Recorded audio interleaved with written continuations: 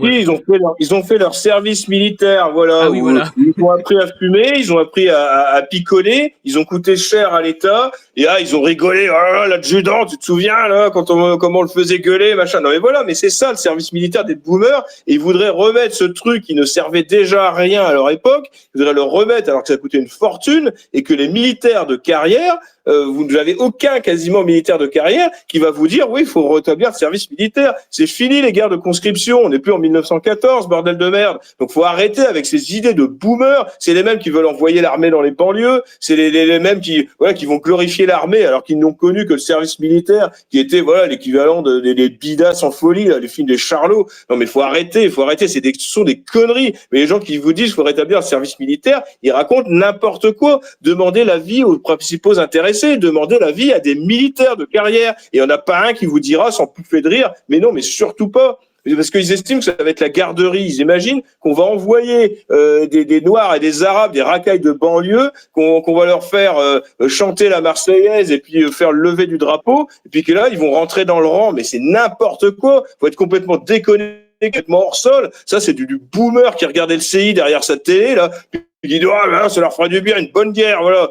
Et puis, le service militaire, c'est leur dresserait, ces jeunes-là. Mais n'importe quoi, de toute façon, si les jeunes, voilà, sont comme ça, sont comme ils sont. Je parle aussi des jeunes Français, je parle pas des racailles. Eux, ils devront dégager. Et si les jeunes Français sont comme ça aussi, c'est à cause de l'éducation qu'ont donné ces putains de sales boomers à leurs enfants. Voilà, c'est ça aussi le problème. C'est qu'ils veulent que l'armée fasse leur boulot, répare leurs échecs à eux, à leur putain de génération qui a tout foutu en l'air, qui en est responsable. Alors, on va dire, ça y est, ils s'énervent contre les boomers. De toute façon, quasiment, je peux pas faire une émission sans m'énerver par rapport à eux. Je n'inclus pas tous les boomers, évidemment, mais je parle de ceux qui sont incapables de se remettre en question, incapables de s'apercevoir qu'on en est là à cause de quoi, principalement? À cause de leur vote de sale con, c'est les mêmes qui ont voté Mitterrand en 81, qui après ont réélu Mitterrand et qui après ont élu Chirac et après qui ont réélu en 2002 Chirac contre Le Pen et qui après maintenant ils votent Macron. Voilà, ce sont eux.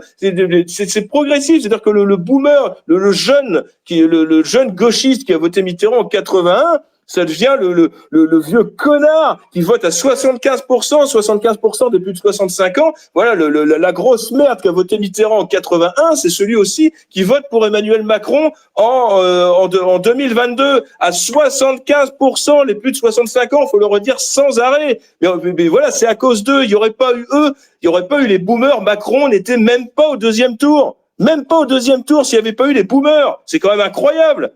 C'est incroyable, et ces gens-là auront tout pourri jusqu'à la fin, ils vont tout pourrir, avec leur retraite géante, pendant que les actifs se crèvent le cul avec pour des salaires de misère, et bien on paye les retraites géantes. Pas toutes les retraites, ne me faites pas dire ce que je n'ai pas dit, pas toutes les retraites, mais une bonne partie il y a des boomers qui touchent des retraites, qui ont arrêté de travailler à 55 ans, et qui touchent bien plus que des actifs, qui touchent entre 2005 et 3000 euros de retraite, et qui sont en retraite pour certains déjà depuis presque 30 ans. Mais c'est insupportable. De toute façon, ça va se casser la gueule, la pyramide de Ponzi du système de répartition. Mais là, actuellement, le poste de dépense des retraites est absolument inimaginable dans les dépenses de l'État. Et puis, il faut aller chercher l'argent où? Là où il y en a, c'est chez les actifs. C'est-à-dire que nous, on va se crever le cul, alors que de toute façon, le système se sera écroulé quand on sera en âge d'être à la retraite. Parce que là, maintenant, on n'a plus que 1,7 actifs pour un retraité, alors qu'avant il y avait dans les années 60-70, il y avait 4 actifs pour un retraité. Bon, c'est évident que ça va se planter, et en plus on se fait cracher à la gueule par cette génération qui peut pas s'empêcher de voter Macron pour qu'il n'y ait pas de vague, que ce soit l'immobilier. De toute façon, il s'y est pas trompé, Macron. À chaque fois, il leur a refoutu des primes, il leur a foutu plus de 100 euros, 115 euros. J'avais des amis là qui sont à la retraite. Ils disent, tiens, j'ai eu 115 euros d'un coup, comme par hasard.